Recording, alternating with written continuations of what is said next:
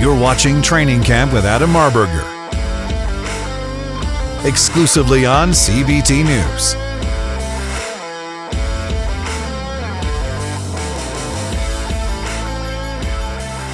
Welcome to Training Camp exclusively on CBT News. I'm your host, Adam Marburger. I'm a black belt in jiu-jitsu. I'm a black belt in automotive. And this show is designed to help you become a better version of yourself today than you were yesterday for a more promising tomorrow. I've got a dear friend in the studio. We have an automotive superstar here going to drop some wisdom. Brooke Guy, welcome to Training Camp. How the heck are you? I'm doing great. I'm so excited to be here. Thanks for having me. Yeah, so let's, we're in a new year now. So let's talk about, 2025 for a second. Let's talk about what were, how'd you finish? And what was your biggest learning lesson of 2025? So we finished way better than 24, thank God. Nissan was a bit of a train wreck last year, but this year we actually made money, so that's good. And I would say our biggest challenge looking back was prior to 2025, 2024, we were losing a ton of money. So we weren't doing very well. So we flipped that in 2025, made a bunch of gross. Well, now it's time to correct it in the middle and have volume and gross because for years, I just know we have so much more potential, especially like our Chevrolet store, like the brand. We could sell way more Chevrolets, but the problem was it just wasn't a big focus. So I signed us up for SFE this year. Okay. So we have to hit the targets, get the volume going, so then we can get more trades, all the things. So that's what I'm really looking forward to. Yeah, I want to brag on you for a minute. Your motivational is all get out. We so happen to run in some of the same circles. We're in the same mastermind. We'll talk about that here in a minute. But have you always been like this driven when it comes to your personal development? Like how long have you been this dialed in and where did it start? What happened in your life where you said, you know what, I'm going to get to this morning routine. I'm going to work out like crazy and I'm going to be so dedicated to personal development. Because believe it or not, a lot of people talk about personal growth and personal development. They'll read half of a book and not put any action in it. It's kind of like a cool thing to talk about, but not a lot of people actually put the action in. So I know you do. So if you'd like to talk about that, that'd be great. Yeah, so I don't know. It's like I think I have always been very driven. Like growing up, I played golf competitively, and really it was my dad who kind of forced me into it. But because I was good, I was like, well, might as well do it. And then I did music for a long time. I really tried to perfect my craft in that, and that was something I did. But I was also really shy growing up. So it's like kind of once I got into the automotive field, that's really when I was like, you know what, I'm meant for something more. I want more. And I just got, in automotive, you get exposed to so many different things and so much training and all that. And so it just kind of like sparked in me. And when I first moved home, I was poor. So my dad was like, come work at the dealership. I was like, cool, okay. And I was very lonely. I was just living at home. I had no money. So I was like, well, being back in my hometown, really small, everybody's left, no friends. So I just was like, you know what, I'm just going to start going to the gym at 5 a.m. because I had to. It's amazing how many cars. 5 a.m. clubs. I've interviewed 3 people today. Everybody's up at 5. Yeah. It's like, it's just crazy to, start your day. And like, I had to do it because otherwise, how it is. Like, I don't know what time I'm getting off work selling cars. So that's how I started the gym routine. And I wasn't really like into the gym. I just kind of found CrossFit and I was like, oh, this is cool. I mean, half the time I would throw up in the morning afterwards and just kept going, that people would joke about that, but it's actually real. And that's kind of how it started. And then going to 20 groups and going to trainings. And my cousin went to a Cardone event and he came back with that. And that kind of like sparked, hey, there's more to life than just punching in the clock and just coming here and making money. And there's other things. Amen. Yeah. I love this saying, what got us here is not going to get us there. And I know because of the groups and circles that I run in is there's just different levels of achievers, entrepreneurs in business, right? There's just so many levels. You and I have the honor and privilege. This is your first year in the mastermind. I've been in it for a few years. We have the same coach, Danelle Delgado, who's a monster. In a good way. Yes. Good way monster, not a bad monster. Velvet hammer. Danelle, what was your decision-making process? Like, you're successful.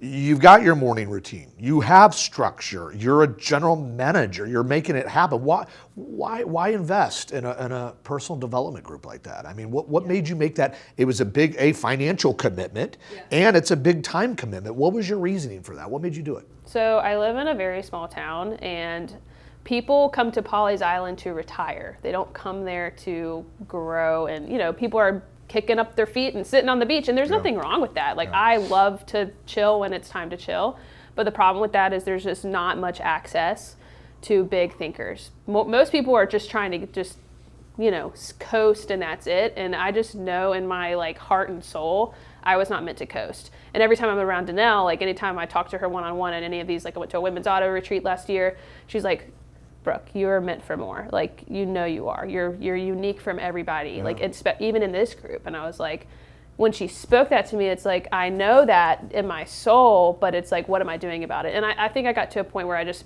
peaked, right? Like I had some local coaches and they brought me that far and it was great, but I had to take it to the next level. And the only way you can do that is surround yourself with people doing better than you. And that's something my dad always taught me with golf. He was like, Brooke, you never want to play with the worst person, because I was always shy and didn't want to. You play with the best people. He's like, to be the best, you have to play with the best. Yeah. And that's exactly why I decided to do the mastermind, because I can only be as good as the people around me. And, in Polly's, it's just a little bit lax. Yeah, I can really relate to that. I remember back in 2019 when I started my company, I was kind of scared jumping off the deep end. And I looked for a handful of people that were doing way more than me, like the Chris Saracinos of the world, Glenn Lundy, Lisa Copeland, Brian Benstock. And I just started studying those individuals and just emulating what they did. And just by proxy, I started growing. It's crazy. Yeah. And you can actually, there's an abundance of content online. Yes. I mean, we're in a cool mastermind, but you can get on YouTube. You can get online. These tools are available. So I have a question. Is your staff as dialed in as you? Or are they, are you leading them to the personal development side of things? How many folks are you helping in your stores?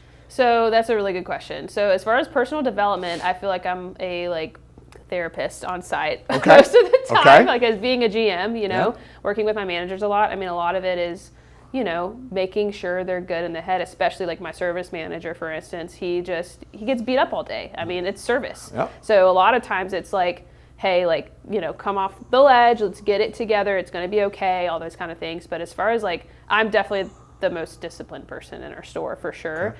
And it's something I've thought about is how can I get our staff to care more about their health and their fitness and all the things that are super important to me, because that's ultimately a lot of why I'm successful, is because when you start your day the right way, it tends to trickle into your everyday life. Because I was not like that. I mean, I used to sleep till 10 a.m., 11 a.m. Like when I first started the 5 a.m. thing, my mom was like, who are you? And I was like, I don't know. I'm just trying to do the best I can. Yeah. And then, looking back, I'm one of those people who, when I accomplish something, I just go to the next thing instead of celebrating it. So coming here has been cool, because it's the old me would have never done something like this. I would have never put myself in the position to do something like this. So it's just cool because of me being able to get uncomfortable, train, do the things. That's what led me to where I am today. I love it. Well, first of all, you should celebrate your achievements. You've done a lot. There's a few things on my show. I don't talk about politics, religion, unless you all want to. And I don't talk about age, but you're a young woman. Yeah. You've done a whole lot early on in your career here.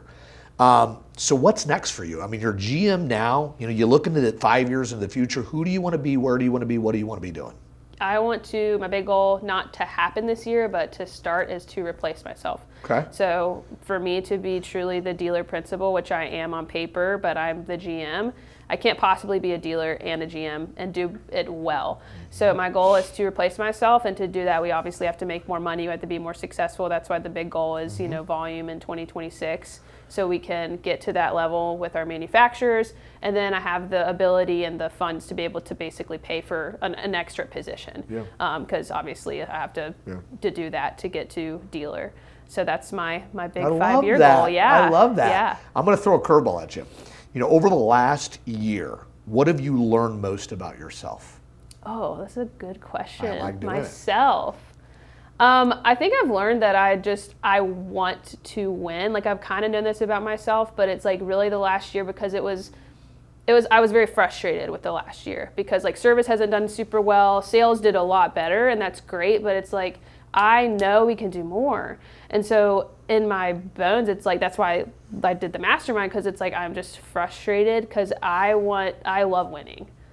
I'm kind of a bad team sport player if I'm losing. You should have seen me playing volleyball in Mexico a couple weeks ago, water volleyball. Yeah. It was like the world. It was the Olympics. I wasn't losing. Yeah.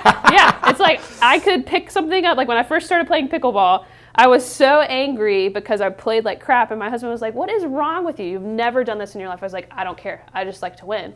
And so this past year, I've just learned I want to win, and I have to win, and I will have to do what it takes to get there. And so that's why I'm like, I'm on a mission and warpath to make that happen. And it feels like eating a whole elephant, right? Because my big goal is to replace myself, but it's like we just got to lay the track. We got to do the tiny things really, really well and improve those things to get to that level. Yeah. So we have some very strong females in our industry. We've got some power players. We don't have enough of them, though, in my opinion.